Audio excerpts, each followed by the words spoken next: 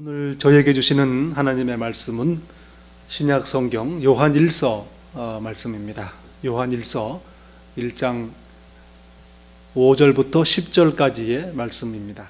우리가 저에게서 듣고 너희에게 전하는 소식이 이것이니 곧 하나님은 빛이시라 그에게는 어두움이 조금도 없으시니라. 아멘.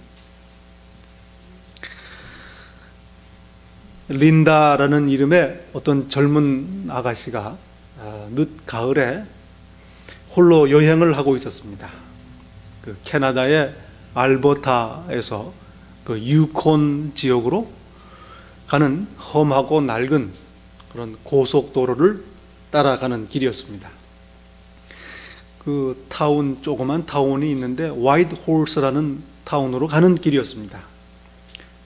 그런데 이 길은 아는 사람이라면 연중 이맘때에는 감히 오래된 한다 시빅을 가지고 넘어갈 엄두를 내지 않는 길입니다. four-wheel drive 자동차를 타고 다녀야 하는 그러한 길입니다. 린다는 이 사실을 몰랐던 것이죠. 산을 넘어가는 도중에 날이 저물었습니다. 린다는 산 정상 부근에 위치한 어느 산장에 묵게 되었습니다. 그 다음날 일찍 출발할 생각으로 호텔 산장 프론트에 있는 직원에게 새벽 5시에 깨워달라고 그렇게 부탁을 했습니다. 그 직원은 놀라는 표정을 지었습니다. 그런데 린다는 직원이 왜 놀라는지 그 이유를 알 수가 없었습니다. 그런데 그 다음날 새벽에 일어나 보니 산 정상을 감싸고 있는 짙은 안개를 보고서야 이해가 되었습니다. 하지만 린다는 사람들에게 바보스럽게 보이지 않기 위해서 계획대로 일어나서 아침을 먹으려고 식당으로 내려갔습니다. 근데 마침 그 식당에 아침 식사를 하고 있는 두 사람의 트럭 운전사들이 린다를 보고 같이 상을 나누자고 초대를 했습니다. 좁은 산장에 다른 사람들도 없고 거절하기가 뭐해서 식탁을 같이 하게 되었습니다. 어디로 가는 길입니까? 한 트럭 운전사가 물어봤습니다. 화이트 홀스로 가는데요. 아니 저기 있는 저 시빅을 타고 간단 말입니까? 말도 안 됩니다. 이런 날씨에 위험하기 짝이 없습니다. 글쎄요, 두고 봐야죠 하고 대답을 했어요. 잘 알지도 못하면서 배짱 좋게 대답을 했습니다. 이거 참, 그렇다면 우리 둘이 당신을 안고 가야 되겠습니다. 영어로 했는데 Well, in that case, we're just gonna have to hug you. 그렇게 기사들이 제안을 했습니다. 린다는 당황해서 거절했습니다. 무슨 소리입니까? 그렇게는 안 되겠습니다. 아하, 그런 뜻이 아닙니다. 그 트럭 기사들이 웃으면서 말했습니다. 트럭 한 대는 당신 차 앞에 가고 다른 한 대는 뒤에서 간다는 말입니다. 그렇게 해서 당신 차가 이 산을 안전하게 넘어가도록 도와주겠습니다. 이렇게 해서 짙은 안개 낀 험한 길을 린다는 아침 내내 그저 앞에 보이는 트럭의 빨간 불빛만을 보면서 따라갔습니다. 뒤에서는 또 다른 커다란 트럭이 호위해주는 덕분에 든든한 마음으로 무사히 산을 넘어갈 수가 있었던 것입니다. 우리의 인생은 때때로 이렇게 우리를 안고 갈 사람들이 필요합니다. 하버드 대학에서 공공정책을 강의하는 정치학자인 로버트 포트남이라는 교수가 있습니다. 이분이 2000년에 출판한 재미있는 제목의 책이 있습니다. Bowling Alone이라는 책입니다. 한국에서는 나 홀로 볼링이라는 제목으로 번역이 돼서 몇 년 전에 출간이 되었습니다. 미국 사회에서 민간 단체 친목 그룹들을 통한 시민들의 참여가 전반적으로 점점 감소한다는 점을 지적하고 이 문제를 집중적으로 논의한 그러한 책입니다. 이전에는 여럿이 함께 하던 그런 활동들을 이제는 사람들이 점점 혼자 사는 경향이 있다는 얘기입니다. 그 미국의 가장 대표적인 친목 활동 중에 하나인 보울링 협회에서 통계를 내고 조사를 해보니까 볼링 인구는 많아졌는데 혼자서 볼링하는 사람들이 많아졌다는 얘기입니다. 답답한 이야기가 아닐 수 없습니다. 한국인 정서에 맞게 표현한다면 혼자서 윷놀이하기 아니면 혼자 고수톱치기, 이 정도로 번역할 수 있는 그러한 현상입니다. 물론 사회 환경 등 여러 가지 요인들이 있습니다.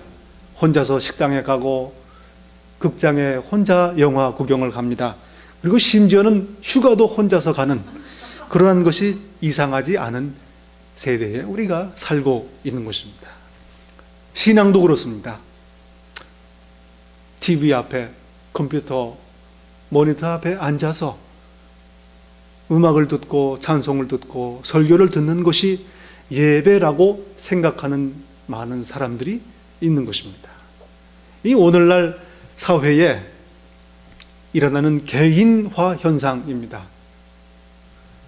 사회의 전반적인 경향이다, 이렇게 단정하기는 어렵습니다. 그러나 이러한 현상이 일부에 국한된 일이다, 이렇게 치부하기도 쉽지 않은 일입니다. 교회는 이러한 세상 속에서 동일한 문제에 직면하고 있는 것입니다. 아프리카 초원에 서식하는 그 윌더비스트라는 초식 동물이 있습니다. 소와 비슷하지만 조금 작고 좀 날렵하게 생긴 그런 영양과에 속한 그러한 들짐승입니다. 이들은 100만 마리가 넘는 큰 무리를 지어서 그 동아프리카 지역의 그 드넓은 초원 지역을 1년 내내 싱싱한 풀을 찾아서 이동하며 생활합니다. 그 탄자니아의 서북부에 있는 세렝게티라는 지역에서 케냐 접경 지역인 마사이 마라라는 지역을 통과하고 그 주변의 여러 초원들을 두루 다니면서 1년에 1000마일이 넘는 거리를 이동하는 그러한 동물입니다. 그리고 그 와중에 이들은 사자나 하이에나 그리고 악어 등과 같은 아프리카의 많은 포식자들에게 중요한 먹잇감을 제공합니다. 하이에나들이 이 윌더비스트를 사냥하는 모습을 제가 동영상을 통해서 본 적이 있습니다. 대단히 지능적이고 조직적으로 사냥을 하는데 주로 무리에서 떨어져 나온 녀석을 그 대상으로 삼습니다.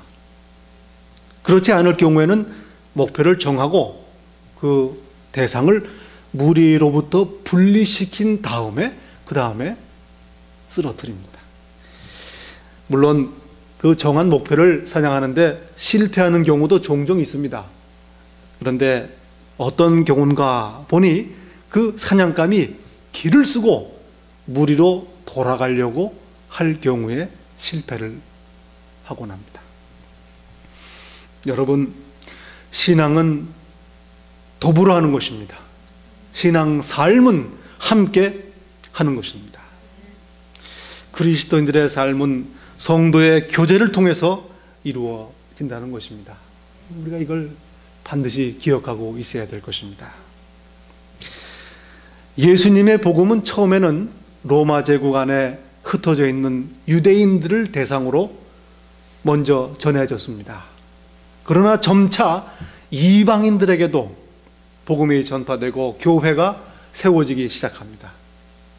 그리고 아예 하나님을 알지도 못하던 사람들, 윤리적으로 도덕적으로 경건한 규범이 없던 사람들이 예수 그리스도를 듣고 믿게 되면서 여러 가지 문제가 생깁니다. 복음을 변질시키는 여러 요소들이 생겨나는 것입니다. 복음을 변질시키는 것, 어떻게 생각하면 복음을 거부하는 것 못지 않게 심각한 문제입니다.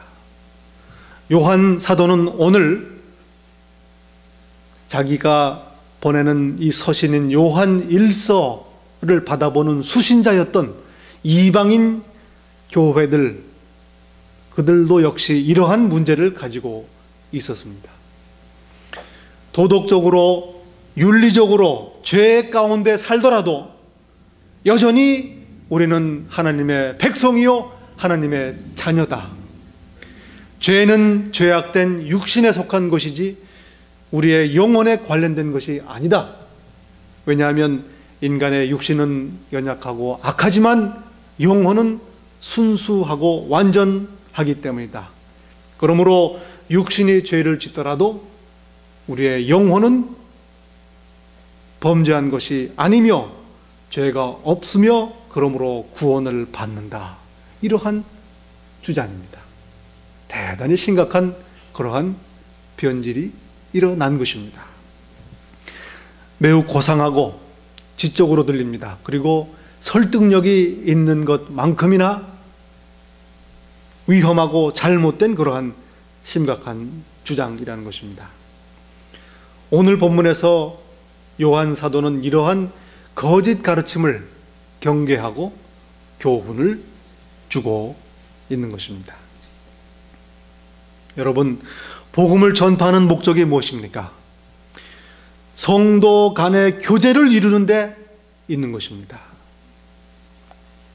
성경은 말씀합니다. 3절 말씀에 보면 이것을 너희에게 전함은 서로 사귐이 있게 하려 함이라. 교제입니다. 성도 간의 교제가 복음의 목적이라는 것입니다. 그리고 이 교제는 하나님과 예수 그리스도와 더불어 나누는 교제입니다. 복음을 통해 우리는 하나님과 교제하며 성도의 교제에 참여하는 것입니다. 그런데 여러분, 우리가 반드시 알아야 할 것이 있습니다. 참된 성도의 교제는 하나님으로부터 시작한다는 사실입니다. 사람들 사이의 수평적인 관계요, 수평적인 사건입니다. 그러나 이러한 성도의 교제 바탕에, 그리고 그 중심에는 하나님께서 자리 잡고 계시다는 말씀입니다. 역설적이기도 합니다. 그러나 여기에 바로 성경이 말하는 성도의 교제의 본질이 있습니다. 인간 중심이 아니라 하나님 중심의 교제라는 것입니다. 대단히 중요한 이야기입니다. 지난 수십 년 동안 세간의 주목을 받아왔던 수정교회가 있습니다. 크리스탈 카테드럴이라는 그 캘리포니아 가든 그로브에 위치한 그런 교회입니다. 그 리더였던 라바 슐러는 자존감, self-esteem이라는 제목을 가진 자신의 한 책에서 이렇게 주장을 합니다. 신학은 하나님이 아니라 사람을 그 중심에 놓아야 한다. 전통적인 신학은 하나님을 중심으로 하는 오류를 범했다. 이제 세상이 변했으니 사람을 중심으로 하는 신학으로 개혁해야 한다라고 주장을 했습니다. 교회를 성장시키기 위해서는 사람 중심, 즉 소비자 위주의 사역이 필요하다는 말입니다. 이를 위해서 사람들에게 설문을 돌립니다. 당신이 교회에 바라는 것이 무엇입니까? 어떻게 해주면 교회에 나오겠습니까? 사람들이 대답을 합니다. 뭔가 들썩들썩하고 해피한 교회가 좋습니다. 죄, 거룩한 하나님, 심판, 회개, 이런 얘기보다는 어떻게 가정을 회복하고 우리의 가능성을 개발하고 보다 나은 삶을 살 수 있는가? 이혼 문제, 약물 중독 문제, 그리고 성 중독 문제 등 어떻게 해결할 수 있을까? 이런 실제적인 도움이 되는 이야기들을 듣고 싶습니다. 그렇게 대답을 합니다. 부담스러운 설교는 짧게 하거나 아니면 아예 없어도 괜찮겠습니다. 그 대신 드라마나 음악 연주, 유명 가수의 초청 공연이나 유명 인사의 경험담, 그리고 농담이나 재미있는 이야기들을 듣고 싶습니다. 긍정적인 얘기, 위로나 감동적인 이야기를 듣고 싶습니다.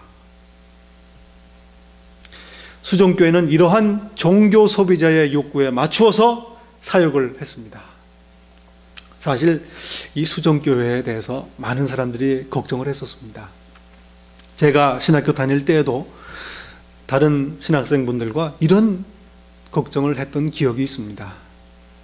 그러나 이런 소비자 위주의 교회는 긍정적인 사고의 힘, 그리고 꿈은 이루어진다 등 대중에게 어필하는 인기 있는 메시지를 앞세워서 눈부시게 성장하는 것처럼 보였습니다.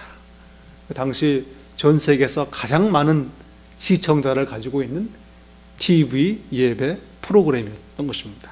그리고 막대한 영향을 끼쳤습니다. 더욱 심각했던 것은 온통 관심이 교회 성장에 집중되어 있었던 많은 젊은 사역자들과 목회자들이 이 모델을 따라하느라고 정신이 없었다는 사실입니다. 그러나 어떻습니까, 여러분? 지금 우리가 아는 대로 수정교회는 사라졌습니다.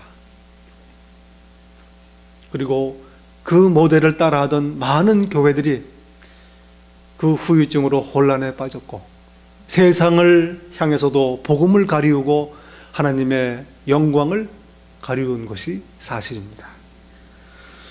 회개 없는 긍정은 자기 정당화요, 용서 없는 꿈은 하나님에 대한 반역입니다. 이것을 우리가 생각해야 할 것입니다. 자기중심적인 신앙, 인간 중심의 신학에 바탕을 둔 모임, 교제는 교회를 혼란스럽게 하고 하나님의 영광을 가리는 것입니다. 대학 시험을 마치고 퇴계로에 있는 그 대한극장인가요? 거기에 갔던 기억이 있습니다. 그 영화를 보는 도중에 뭐가 자꾸만 발을 이렇게 건드려요. 그래서 옆 사람의 발이 닿는지 아니면 바닥에 떨어진 컵이라고 그렇게 생각을 하고 영화를 봤습니다. 근데 영화가 끝나고 나서 불이 켜져서 바닥을 보니까 그 바닥에 팝콘과 음료수 그 컵들이 어지럽게 널려져 있었습니다. 그러고 나니 혹시 내 발을 건드린 게 다른 것이었을지도 모른다라는 생각이 들어 소름이 끼친 기억이 있습니다. 어두우면 안 보이는 겁니다. 밝은 곳에 있으면 더러운 것이 드러나고 보입니다. 하나님 앞에 있으면 죄를 깨닫게 되는 것입니다. 성도의 교제는 바로 여기에서 출발하는 것입니다. 하나님의 방법입니다. 교회의 신비요, 성도의 교제의 비밀입니다. 여러분, 죄를 회개하기 위해서는 먼저 죄를 깨달아야 합니다. 빛 되신 하나님 앞에 나오면 죄가 드러나고 보게 되는 것입니다. 성경은 말씀합니다. 곧 하나님은 빛이시라. 하나님 앞에 나오지 않는 것은 곧 어두움 가운데 있다는 말입니다.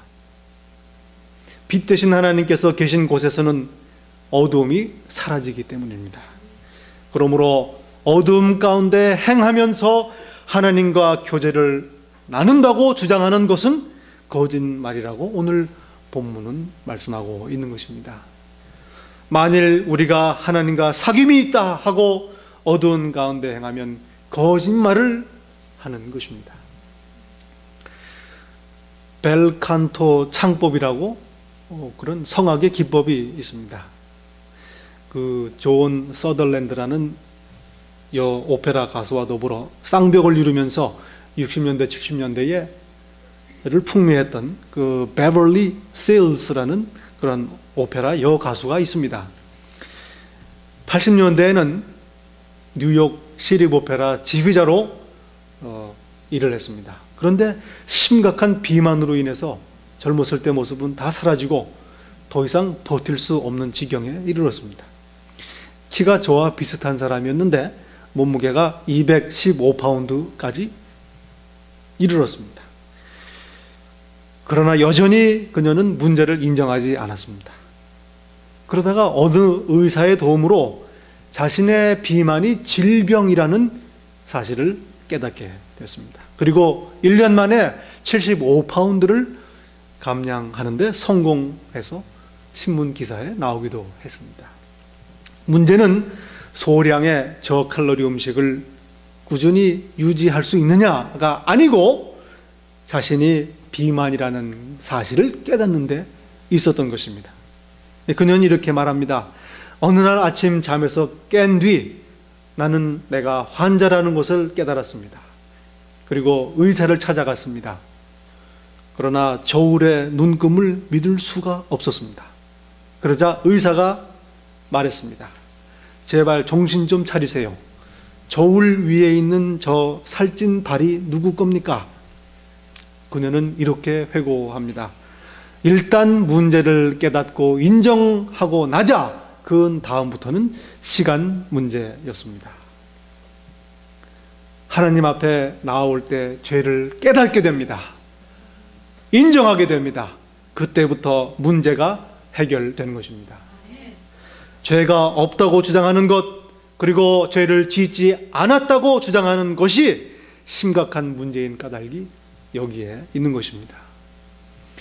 스스로를 속이는 것이요, 심지어는 하나님을 거짓말장애로 만드는 신성모독이라는 말씀입니다. 회개 없는 신앙은 자기 기만이요, 용서 없는 교제는 우상 숭배의 파티에 불과합니다. 여러분, 교제가 무엇입니까? 서로 공유하는 것입니다. 함께 공통적으로 가지고 있는 것입니다. 이것이 교제입니다. 여러분, 한번 우리 질문해 봅시다. 우리 사람이 하나님과 함께 공유하는 것이 무엇입니까? 타락한 인간이 거룩하신 하나님과 무슨 공통점이 있겠느냐 하는 말씀입니다. 우리가 어떻게 하나님과 교제할 수 있는가, 이 말입니다. 하나님은 거룩하신 분이십니다. 인간은 죄인이다. 이러한 인식을 하나님과 함께 나누는 것입니다. 하나님께서는 인간의 죄성을 서로 나누실 수가 없습니다. 어둠이 조금도 없으신 거룩하신 분이시기 때문입니다. 그러니 인간과 하나님이 서로 공통점을 갖기 위해서는 인간이 하나님의 거룩하심을 공유하는 수밖에 없습니다. 이것이 어떻게 가능합니까? 바로 회개하는 죄인을 용서하시어서 의롭다 하시고 거룩하다 여기시는 것입니다. 죄인을 자기 수준으로 끌어올려서 하나님은 교제를 나누시는 것입니다. 여기에 용서의 능력이 있습니다. 회개의 중요성이 여기에 있는 것입니다. 매우 진지하게 생각해 봐야 되는 문제입니다. 18세기 유럽의 프로시아의 왕이었던 그 프레드릭 대제라는 분이 한 번은 베를린 감옥을 시찰했답니다. 죄수들이 모두 그의 발 앞에 무릎을 꿇고 다들 호소했습니다. 나는 억울합니다. 억울하게 갇혀 있습니다. 그런데 한 죄수가 저 구석에서 고개를 숙인 채 침묵을 하고 있습니다. 왕이 물었습니다. 그대의 죄목은 무엇인가? 살인죄입니다. 폐하. 그대도 억울하게 잡혀왔는가? 아닙니다. 저는 벌을 받아 마땅합니다. 그렇게 대답을 했답니다. 그러자 왕이 간수를 불러서 말했습니다. 이 죄인을 당장 여기서 내보내라. 이런 죄인을 여기다 두었다가는 다른 모든 무고한 사람들에게 나쁜 영향을 끼칠 것이다. 그렇게 얘기를 했다는 거죠. 성경은 오늘 말씀합니다. 만일 우리가 우리 죄를 자백하면 저는 미쁘시고 의로우사 우리 죄를 사하시며 모든 불의에서 깨끗게 하실 것이요. 성도 안의 교제는 바로 이렇게 회개하고 용서받고 깨끗함을 입은 하나님의 거룩하심에 동참한 사람들이 서로 나누는 것입니다. 성도의 교제가 하나님을 중심으로 한다는 말의 의미가 여기에 있는 것입니다. 우리가 빛 가운데 행하면 우리가 서로 사귐이 있는 것입니다. 빛 가운데 행해야 합니다. 가끔씩 빛으로 나오는 것이 아니고 빛 가운데 살아야 합니다. 늘 회개하고 용서받으며 하나님 앞에서 하나님과 더불어 교제하며 삶을 살아나가는 것입니다. 멕시코와 그 과테말라와 접경하고 있는 그 카리브해 연안에 그 벨리즈라는 나라가 있습니다. 이 나라의 관광 상품 중에는 그 지역의 새들을 구경하는 그런 코스가 유명하답니다. 그 중에 그 큰 눈을 가진 갈색의 그 티나무라는 새가 있습니다. 때에 따라 날기도 하지만 보통은 걷는 것을 좋아하는 그러한 새입니다. 그런데 이 새가 밤중에 숲속으로 나 있는 찻길 주변에 앉아 있다가 차가 다가오면 마지막 순간에 헤드라이트를 향해서 뛰어든답니다. 헤드라이트 빛을 보고 모여드는 벌레들을 잡아먹으려고 하는 것입니다. 어떻게 되겠습니까? 한편으로는 좀 답답하기도 하고 좀 안 됐기도 하고 그렇습니다. 그런데 어떤 영리한 티나무 같은 새는 자동차가 가면 같은 속도로 나란히 날아간답니다. 그리고 그 헤드라이트 옆에 날면서 불빛으로 모여드는 벌레들을 계속 먹는다는 거죠. 하나님은 빛이시라. 빛이신 하나님 안에 행하라 라고 말씀을 합니다. 이따금씩 빛 가운데로 하나님 앞으로 나오라는 말이 아닙니다. 늘 하나님 안에, 하나님 앞에 살아야 하는 것입니다. 예수님께서는 말씀하십니다. 나는 세상의 빛이니 나를 따르는 자는 어둠에 다니지 아니하고 생명의 빛을 얻으리라.